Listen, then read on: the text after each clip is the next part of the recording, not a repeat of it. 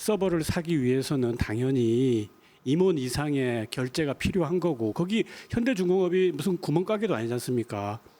우리 고 정주영 회장이 그 500원짜리 지폐 들고 가가지고 철갑선 영국보다 300년 일찍 만들었다고 그렇게 마케팅해가지고 돈 얻어와가지고 만든 회사가 현대중공업이고 그렇게 역사와 전통이 있고 전설이 있는 회사인데 그렇게 구멍가게처럼 초고가의 서버를 그냥 밑에 부장이나 과장이 결제해가지고 사들인다. 그리고 그걸로 기밀 유출 자료를 보관 관리한다. 그럼에도 방사청은 이거를 아주 객관적이고 치밀하게 조사했다고 심의했다고 자신 있게 말할 수 있습니까? 브리핑 시작하겠습니다. 그 다음 주 FS 연합 연습에 인지전 시나리오 가동된다고 이렇게 보도가 있었는데요. 그 과거 연합훈련에서 이 심리전 관련한 시나리오 부여가 아예 없었던 게 맞는지 또 이게 처음으로 가동되는 게 맞는지 사실관계 확인 부탁드리고요. 가동이 된다면 구체적으로 북한의 어떤 방식의 교란 작전에 대응하는 방식으로 훈련이 진행되는 건지 설명 부탁드립니다. 연습의 세부 사항을 알려드릴 수는 없고요. 이번 연습 시나리오는 지난해부터 한미가 긴밀히 협의해온 것이며 변화하는 위협과 안보 상황을 반영해서 연습 상황을 조성한 것이라고 말씀드리겠습니다. 과거에도 심리전 관련된 시나리오 부여가 없었나요? 그 부분만 확인 좀 부탁드립니다. 지금은 심리전이라는 용어는 사용하지 않고요. 그런 유사한 내용의 작전을 시행해 왔습니다. 과거 훈련에선 했었다는 말씀이시죠? 네, 우크라이나 관련 좀 질문 드리겠습니다. 그 미국 국무부하고 백악관에서 한국이 국방 물자를 추가 지원하길 희망한다라는 이 뭐 현지 보도 등이 좀 이어지고 있는데 그 추가라는 표현이 이제 기존에 있었다는 뜻으로 좀 읽히는데 그러니까 그동안 이제 정부가 살상 무기는 지원하지 않는다라는 원칙을 좀 고수를 했는데 우리 국방부 그 기준 뭐 원칙이라든지 이런 부분들 한 말씀 좀 부탁드리고요. 우크라이나의 그 간접 지원 계획도 뭐 법무처 간에 논의되는 게 있는지 말씀 부탁드립니다. 네, 우크라이나 지원 관련해서는 저희 기존 입장 특별하게 바뀐 게 없고 별도로 뭐 추가로 말씀드릴 건 없습니다. 최근 그 간담회에서도 언급이 좀 있었는데 북한이 뭐 FS 연습 기간에 우리가 이제 정찰 위성 발사하기로 한 시점보다 앞서서 FS 연습 기간에 맞춰서 북한이 정찰 위성을 발사할 거라는 어떤 그런 예측들도 나오는데 이 부분에 대해서 좀 현재 특별한 동향이 관측되거나 이런 것들이 있는지 궁금하고요.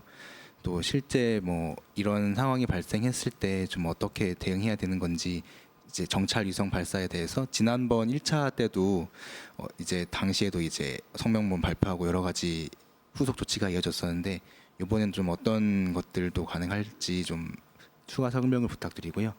두 번째로는 최근 그 나토 기획관이 국내 언론하고 인터뷰를 한 것들 보면은 그 포탄이 뭐 필요해서 한국과 어떤 방산력이 좀 즉각적으로 필요하다 이런 취지로 언급을 했었는데 오늘 장관님이 나토 관련한 군 인사를 접견하시지 않습니까? 그래서 그 자리에서도 혹시 뭐 비슷한 논의나 어떤 논의가 이루어질 걸로 보시는지 어떤 논의가 이루어지는 건지 좀 의제가 있으면 설명해 주시면 좋겠습니다. 북한의 군사 정찰 위성 발사 징후와 관련해서 지금 설명드릴 것은 없고요. 발사를 하게 되면 그 이후에 저희가 순차적으로 문자 공지를 해드릴 것이고 또 발사를 하게 되면 아마 그때도 과거처럼 관련 기관들이 필요한 조치를 할 것으로 알고 있습니다. 예, 동맹작전 사령관 접견에서 뭐 우크라이나 지원 관련한 이야기가 있을 것이냐에 대한 말씀 같은데 그 보도 자료를 저희가 이제 좀 드리면 아시겠지만 아까 말씀드린 대로 나토와의 협력 강화 방안, 한반도 안보 정세를 논의한다 이 정도 외에는 뭐 특별히 말씀드릴 건 없습니다. 현재로서.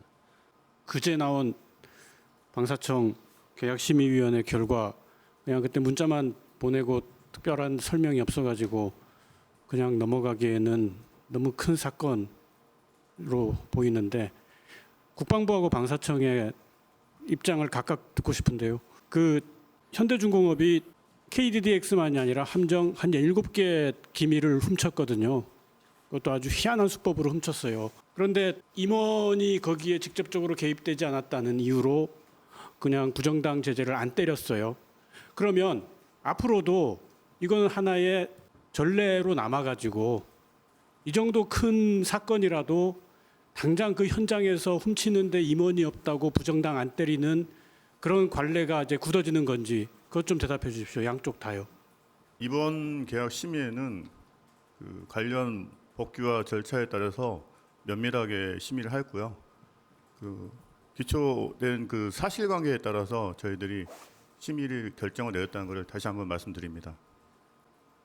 임원이 없으니까 임원이 거기에 직접 처벌받은 일이 없으니까 그렇게 그 부정당 안 때리고 넘어간 그런 게 법과 규정에 맞다는 거죠.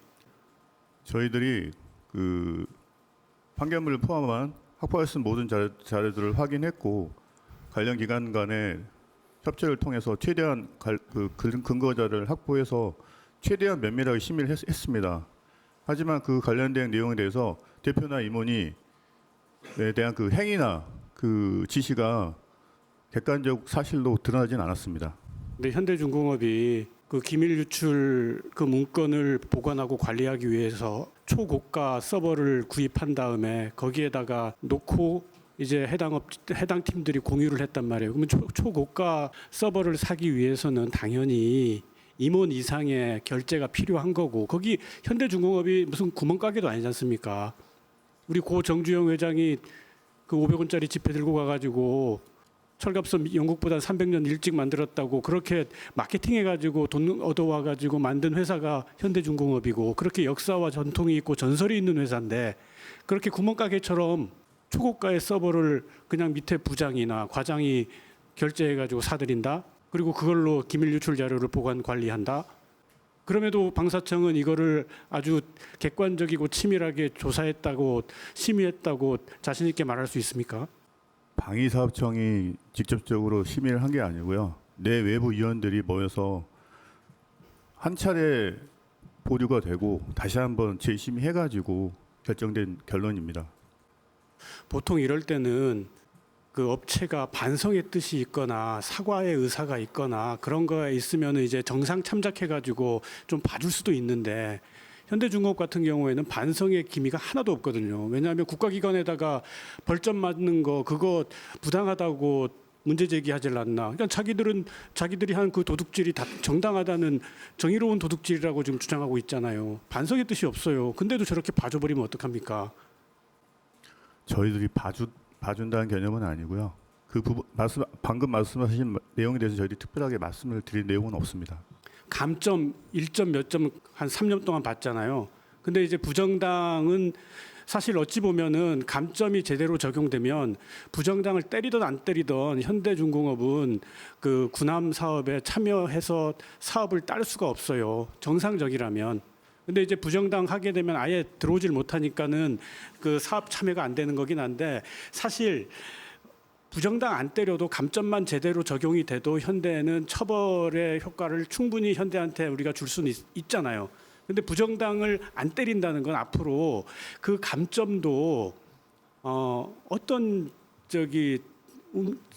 노력을 통해서 감점을 완화해 주지 않을까 하는 그런 우려가 들어요. 그래서 앞으로 현대가 들어오는 사업은 잘 봐야 될 것 같아요. 향후 사업에 대해서도 저희 방위사업청은 관련 법규와 절차에 따라서 저희들이 사업을 진행할 예정입니다. 걱정되는 게 이러다가 저기 방위사업 정부 합동수사단 또 생길 것 같아요. 몇 년 만에. 우리 박근혜 정부 때 정말 고생했지 않습니까? 이상입니다.